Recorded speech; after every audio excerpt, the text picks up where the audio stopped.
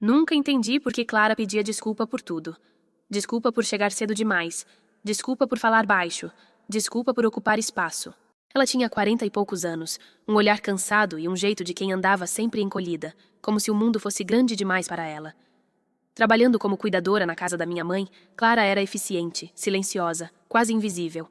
E talvez fosse isso que ela acreditasse que precisava ser. No primeiro dia, notei algo estranho. Mesmo com uma cadeira vazia à mesa da cozinha, Clara preferiu comer em pé, encostada na pia. Quando minha mãe insistiu para que ela se sentasse, Clara sorriu sem graça e disse que não precisava, que estava tudo bem assim. Não estava. Com o passar dos dias, os detalhes começaram a se acumular. Clara nunca usava o sofá. Não ligava à televisão. Não mexia em nada além do necessário. Dormia sempre na ponta da cama do quarto de hóspedes, como se tivesse medo de ocupar espaço demais. Mas o que mais me marcou foi naquela tarde chuvosa. Encontrei Clara no quintal, lavando roupas à mão, mesmo tendo uma máquina nova, funcionando perfeitamente.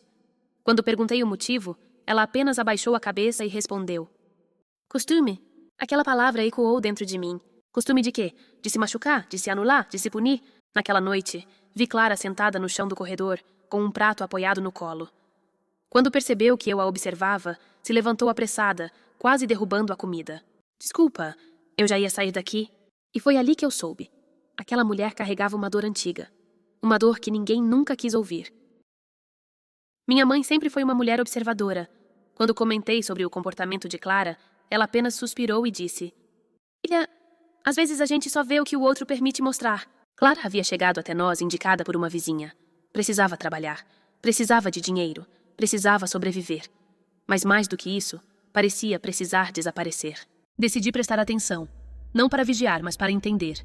Percebi que Clara se assustava com elogios, que ficava tensa quando alguém falava mais alto, que nunca pedia nada, nem quando claramente precisava, e que sempre agradecia como se estivesse recebendo um favor, nunca como alguém que tinha direitos. Era impossível não sentir um aperto no peito.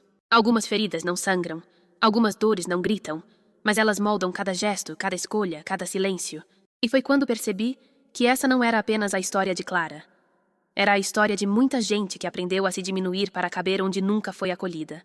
Talvez, enquanto você ouve essa história, reconheça alguém assim. Ou talvez, reconheça a si mesmo. Se você já sentiu que precisava pedir desculpa por existir, fica comigo até o final. Essa história é sobre dor, mas também é sobre cura. E antes de continuar, já te peço. Se essa narrativa tocar seu coração, curta, se inscreva e deixe nos comentários de onde você está assistindo. Às vezes, compartilhar uma história é o primeiro passo para alguém se sentir menos sozinho. Agora respira fundo e vem comigo. Clara chegou na nossa casa carregando apenas uma bolsa pequena e um olhar desconfiado. Disse poucas palavras, respondeu apenas o necessário. Parecia sempre pronta para ir embora, mesmo sem ninguém pedir. Nos primeiros dias, minha mãe tentou quebrar o gelo. Perguntava sobre a vida, oferecia café, puxava a conversa. Clara sorria, respondia com educação, mas nunca se aprofundava. Sempre havia um muro invisível entre ela e o mundo. Certa manhã, encontrei Clara varrendo o quintal com extremo cuidado, desviando das plantas como se tivesse medo de quebrá-las. Quando perguntei por que não descansava um pouco, ela respondeu: "Eu descanso depois, se sobrar tempo." Essa frase ficou martelando na minha cabeça. Se sobrar tempo. Como se descanso fosse privilégio, não necessidade. Observei que Clara se levantava antes de todos e se deitava depois de todos. Comia menos, falava menos, existia menos. Uma noite, ouvi um barulho baixo vindo do quarto dela. Era choro. Um choro contido, abafado no travesseiro, como quem aprendeu que até sofrer precisava ser silencioso. Não entrei. Respeitei. Mas naquele momento decidi. Eu não iria fingir que não via. No dia seguinte, preparei o almoço e coloquei 3 pratos à mesa. Quando chamei Clara para comer conosco, ela travou. Seus olhos se encheram de medo. "Não precisa... eu como depois." "Você faz parte da casa," respondi, tentando manter a voz firme. Ela hesitou. Sentou-se na ponta da cadeira. Comeu rápido. Pediu desculpa por derramar um pouco de arroz. "Desculpa, sempre desculpa." Foi nesse dia que percebi. Alguém tinha ensinado Clara a se envergonhar de ser humana. As semanas passaram, mas o comportamento de Clara não mudou. Pelo contrário, quanto mais tentávamos incluí-la, mais ela se retraía. Como se acolhimento fosse uma ameaça. Um sábado à tarde, sugeri que ela descansasse. Minha mãe estava bem, dormindo. A casa estava em silêncio. Clara concordou, mas em vez de ir para o quarto, sentou-se no chão da área de serviço. Clara, por que você não usa o sofá? Perguntei com cuidado. Ela congelou. Seus dedos apertaram o pano que segurava. Por alguns segundos, pensei que ela não responderia. Não é para mim, disse quase num sussurro. Naquele momento, algo quebrou dentro de mim. Quem disse isso para você? Ela levantou os olhos devagar. Estavam marejados. A vida, respondeu. Mas eu sabia que não era só isso. Dias depois, ofereci uma carona até o mercado. Clara recusou. Disse que preferia ir andando, mesmo sendo longe. Insisti. Ela entrou no carro com rigidez, como quem entra em território proibido. No caminho, o silêncio pesava. Até que, com a voz trêmula, ela falou. Você não precisa fazer isso por mim. Fazer o quê? Me tratar bem. Encostei o carro, olhei para ela e disse algo simples, mas verdadeiro. Eu faço porque você merece. Foi ali que Clara desabou. O choro veio forte, antigo, acumulado. Clara tentou se conter, mas não conseguiu. As palavras começaram a sair misturadas com lágrimas. Ela contou que havia sido casada por muitos anos com um homem que a diminuía, que dizia que ela não servia para nada, que tudo o que ela fazia estava errado. Depois do divórcio, trabalhou na casa de uma família que a tratava pior ainda. Não podia sentar à mesa, não podia usar o sofá, não podia descansar. Você só está aqui para servir, diziam. Com o tempo, Clara passou a acreditar.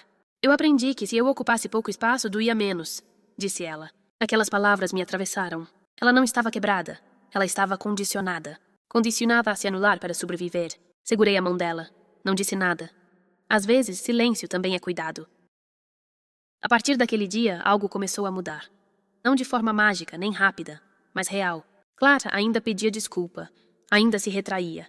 Mas agora havia alguém dizendo: você pode. Você merece. Você pertence.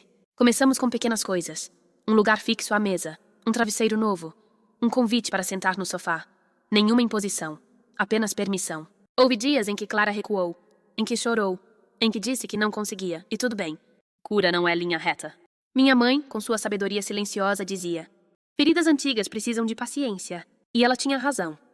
Meses depois, encontrei Clara sentada no sofá, assistindo televisão com uma xícara de café nas mãos. Ela me viu, sorriu e não pediu desculpa. Foi um detalhe pequeno, mas imenso. Naquele dia, ela disse: acho que estou aprendendo a ficar. Ficar. Sem medo, sem culpa, sem pedir licença. Clara não se transformou em outra pessoa. Ela apenas voltou a ser quem sempre foi, antes de ser ferida. Algumas pessoas não precisam de conselhos. Precisam de permissão. Permissão para existir, para descansar, para ocupar espaço. Feridas invisíveis moldam comportamentos por anos. Elas ensinam pessoas boas a se esconderem, a se encolherem, a se culparem por tudo. Mas o amor verdadeiro faz o caminho inverso. Ele devolve o que foi tirado. Ele reconstrói o que foi quebrado. Ele diz todos os dias: você é bem-vindo aqui. Se você conhece alguém como Clara, seja paciente. Se você é como Clara, saiba, você não precisa mais viver no chão. Você merece o sofá, a mesa, o descanso e a paz. Se essa história tocou você, compartilhe. Às vezes uma história chega exatamente onde uma palavra nunca chegou.